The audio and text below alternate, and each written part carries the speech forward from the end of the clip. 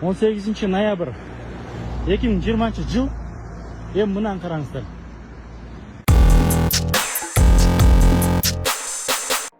Центральная избирательная комиссия Кыргызской Республики прокомментировала видео, размещенное в социальной сети, на котором запечатлено, что в селе Карол Узгенского района был вывешен баннер с изображением выдвинутого кандидата в президенты Садыра Джапарова. По информации председателя Узгенской территориальной избирательной комиссии, баннер был снят с рекламного щита. Милиция установила, что допустил данное нарушение гражданин 1957 года рождения. Бұл жер чоң трасса, Бишкекке кетчү трасса. Эми караңыздар. Бүгүн 18 ноябрь 2020 жыл. Эми мынаны караңыздар. Эмнеден көрүп атабыз? Таза коом, карызы жок Кыргызстан.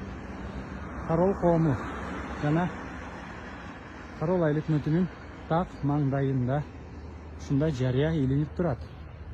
Буну кандай деп ойлойбуз? БШК эмнени карап отурабыз?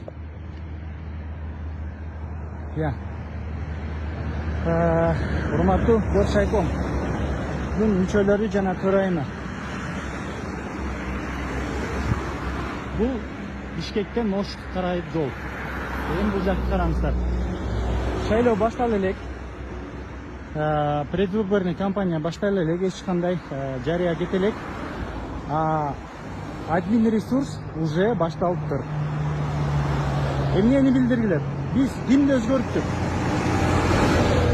Сырткы келбети өзгөрдү да кечи ушул боюнча калды окшойт.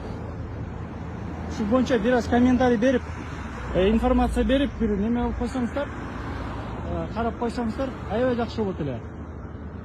Бул түшүнүксүз. Бүгүн мен буну жиберем азыр. Жерлерге. Ушуга бир чара көрүп коюңуздар. Чара көрбөсөңүздөр, өзүңүздөр билесиздер.